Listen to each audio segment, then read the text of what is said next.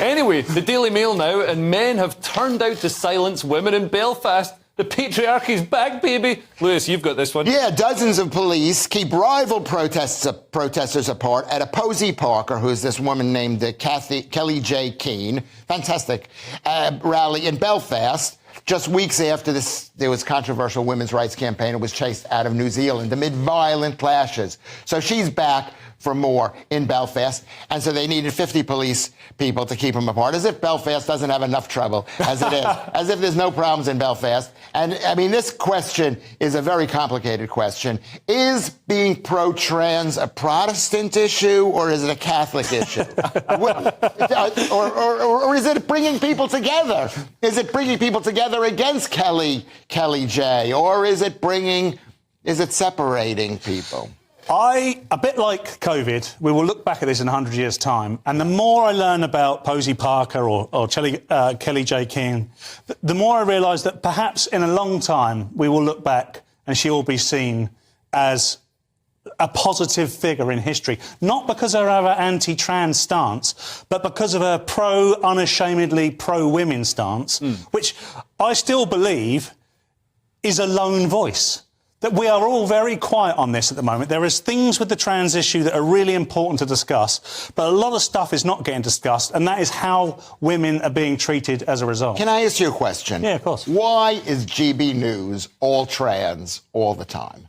Why is it so important? This is literally the only story that we're covering that's about trans. Yeah. And it's in the paper. We cover what's in tomorrow's paper, right. Lewis. But well, why is this... And you sound like one of the trolls on my Twitter feed. It's one of those questions. But this is a cultural touch point of our time, and it does have long-term ramifications. We're seeing the emergence of an ideology, basically a religious cult, the gender woo-woo ideology, where they believe in transitioning children, sterilising children, putting children on puberty blockers, surgically removing children's genitals, and also allowing men access to women's spaces if they just say, I'm a woman. And then they magically become, and I could say I'm a woman and I don't conform to traditional stereotypes of what a woman looks like. Yeah. And they accept that, which to me just seems obviously something that has flaws in it and should be questioned. Yes, that's what you think, and that's what a lot of people think. But the other side of the question is, it's like the question with the COVID business. Yes, money was wasted, but we had to get the help to the people.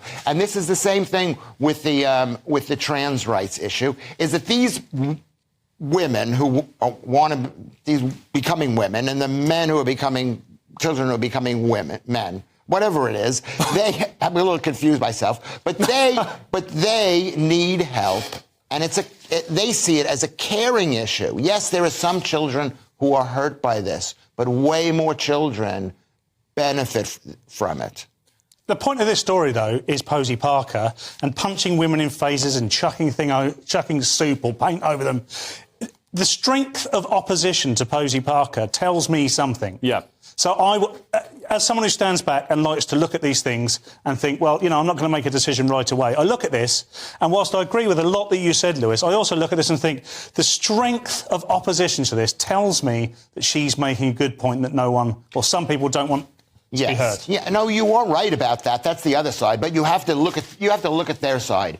You, Leo, and you, Paul, you just see it come from a negative view. No, that's completely not true. And people say, "Oh, why are you stoking the culture wars?" Man, I'm just reacting to crazy stuff that people are doing that is obviously wrong. Yeah. Like, I mean, all right, there are going to be some children who turn out to be transgender. I don't think you can really tell in a 7-year-old, or even they're talking about transgender toddlers. This is a cult that's got way out of hand, and I think part of the issue is that anybody who questions it, speaks out against it, is slammed as a Nazi, as a bigot, as Posie Parker is. So nobody does. And that's why the one person who stands up against it, Posie Parker, draws so much attention, because she's saying the things that other people are afraid to say.